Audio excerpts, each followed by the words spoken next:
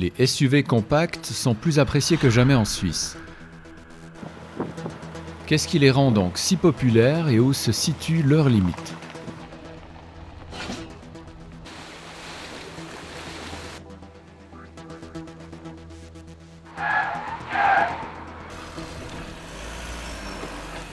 À Lignières, nous comparons une VW Golf à traction intégrale avec deux représentants de la classe des SUV compacts, le Mazda CX-3 au design accrocheur et le Peugeot 4008 développé sur la base du Mitsubishi ASX. Les trois véhicules en lice s'affronteront non seulement à l'occasion du test traditionnel du TCS, mais devront également faire leurs preuves pendant notre test tout-terrain. Chaque modèle coûte approximativement 35 000 francs, est équipé d'un moteur diesel à boîte manuelle et ne mesure pas plus de 4,35 m. Les trois véhicules ont un équipement comparable. Le modèle Mazda Revolution affiche un excellent niveau d'équipement. Même l'avertisseur de collision et l'head-up display en font partie.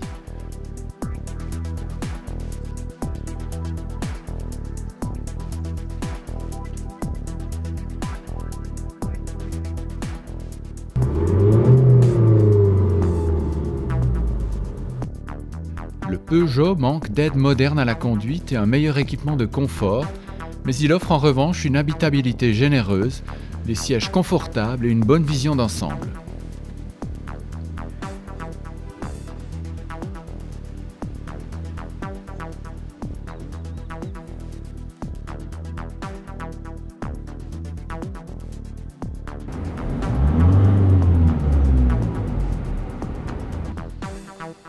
La Golf n'atteint un niveau comparable qu'après avoir rajouté quelques options.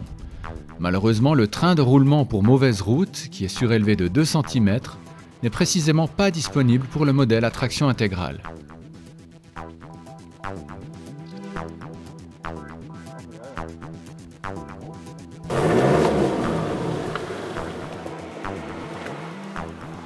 Nous lançons donc la Golf avec garde au sol standard de 14 cm sur le chemin de terre.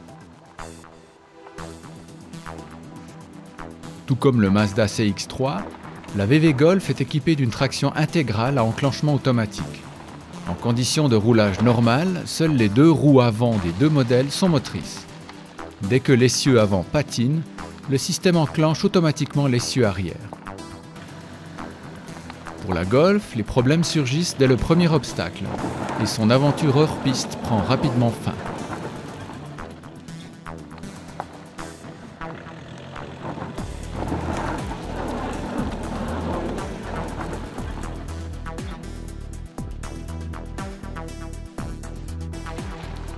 Avec une garde au sol d'1 centimètre de plus, le Mazda se défend un peu mieux.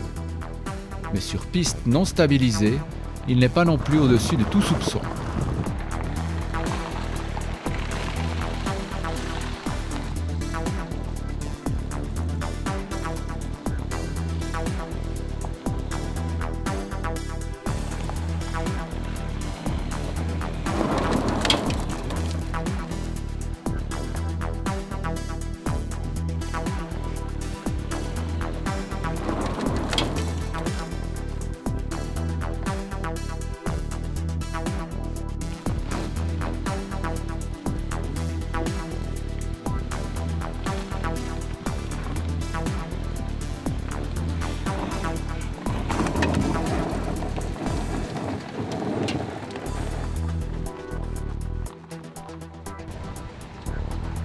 Sur chemin de terre, on constate rapidement que le Peugeot 4008 est de loin supérieur avec sa garde au sol relativement généreuse de 17 cm et sa traction intégrale enclenchable. Il peut rouler soit avec la seule traction avant, soit avec traction intégrale enclenchable, soit encore avec blocage du différentiel central et répartition de 40% de la force motrice sur l'essieu avant et 60% sur l'essieu arrière. Il en tire un net avantage en tout terrain.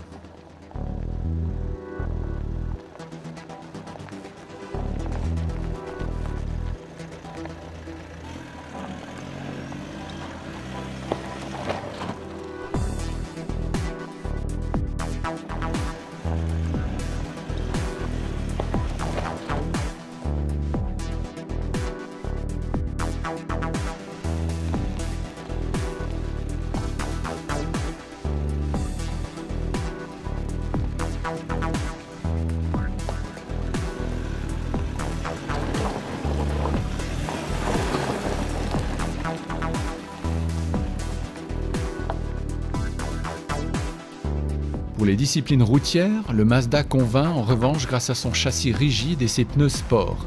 Agile et fiable, il maîtrise la piste d'évitement d'obstacles.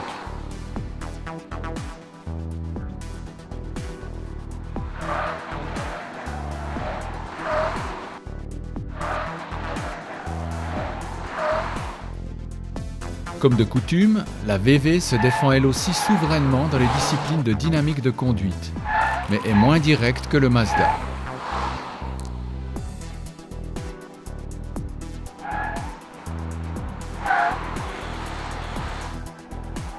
Dans cette situation extrême, la garde au sol haute et la direction indirecte du Peugeot sont source d'insécurité pour le conducteur.